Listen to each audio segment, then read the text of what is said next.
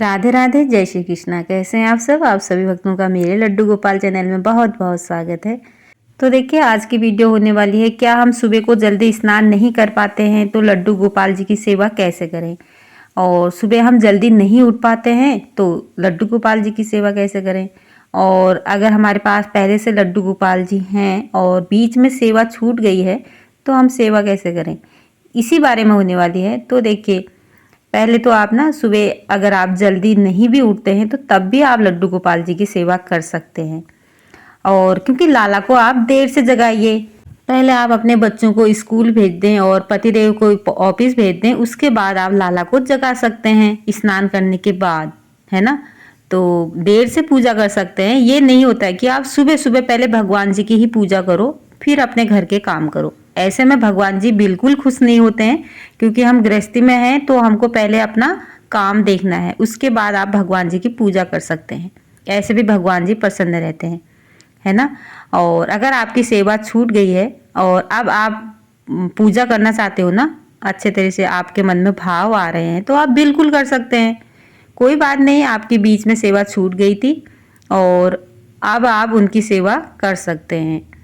तो लोग सोचते हैं हम बिना नहाए धोए भगवान जी की सेवा पूजा कैसे करें। वैसे तो हमको नहा के ही भगवान जी की पूजा करनी चाहिए।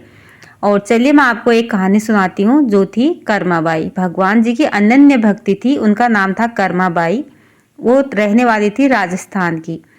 और क्योंकि वो छोटी बच्ची थी जब उनके पिताजी सेवा करते थे कृष्ण भगवान जी की, और उनके घर में छोटे से लाला थे। तो उनके जब पिताजी वृद्ध हो गए थे, वो गंगा स्नान करने के लिए गए और उन्होंने वो सेवा अपनी बेटी को दे दी, कर्माबाई को, कि मेरे आने तक आप ही भगवान जी के लिए भोग बनाना और भगवान जी को भोग लगाना, उसके बाद आप खाना खाना, स्वयं मतलब भोग को ग्रहण करना। तो कर्माबाई ने कहा हाँ ठीक है।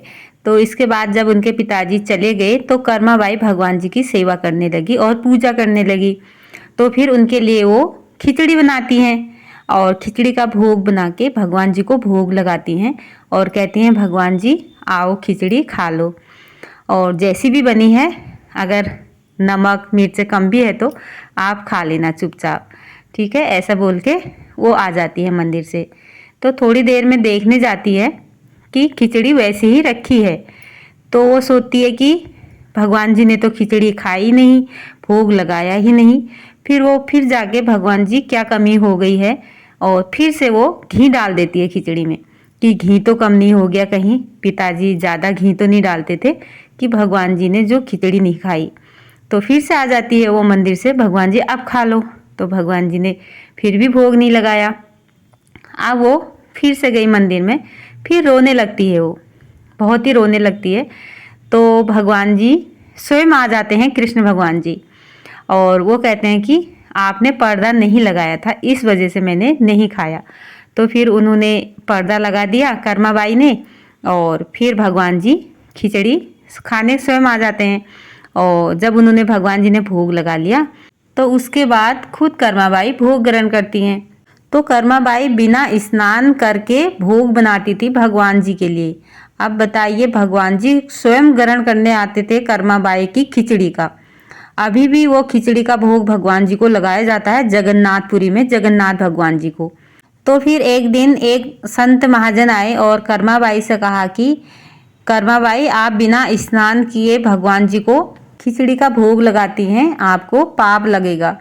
तो आप ऐसा करना, स्नान करने के बाद भोग बनाना, खिचड़ी बनाना और भगवान जी को भोग लगाना। तो कर्माबाई ने कहा ठीक है। तो दूसरे दिन से कर्माबाई स्नान करके खिचड़ी बनाती है और फिर भगवान जी को भोग लगाती है। तो देखती है कि भगवान जी ने भोग ही नहीं ग्रहण किया, क्योंकि तब तक देर हो चुकी थी। और क्योंकि भगवान जी को सभी लोग भोग लगाते हैं तो भगवान जी का पेट भर गया था। तो कर्माबाई ने सोचा कि आज देर हो गई है, इस वजह से भगवान जी भोग नहीं लगा रहे हैं। तो दूसरे दिन फिर से वो बिना स्नान किए हुए खिचड़ी बनाती है सुबह सुबह, कि मैं स्नान करूँगी और फिर साफ सफाई करूँगी, तब तक देर हो जाएगी। तो इसी वजह से वो उठती थी और उठने के बाद ही वो खिचड़ी का भोग बनाना शुरू कर देती थी और फिर भगवान जी को भोग लगाती थी। तो फिर से भगवान जी ने भोग ग्रहण कर लिया था। तो आप बताइए, कर्माबाई बिना स्नान किए हुए भोग लगाती थी जगन्नाथ जी को, और जगन्नाथ जी स्वयं भोग ग्रहण करने आते थे।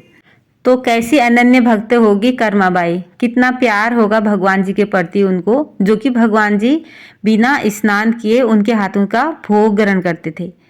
और आप सोचते हो कहीं हम नहाएंगे नहीं हमको पाप लग जाएगा, हम पूजा नहीं करेंगे हमको पाप लग जाएगा, ऐसा कुछ भी नहीं है और ऐसा ना हमको सोचना चाहिए। बस भगवान जी से इतना प्यार करो कि भगवान जी आपके हाथों का भोग ग्रहण करने के लिए खुद आ जाए।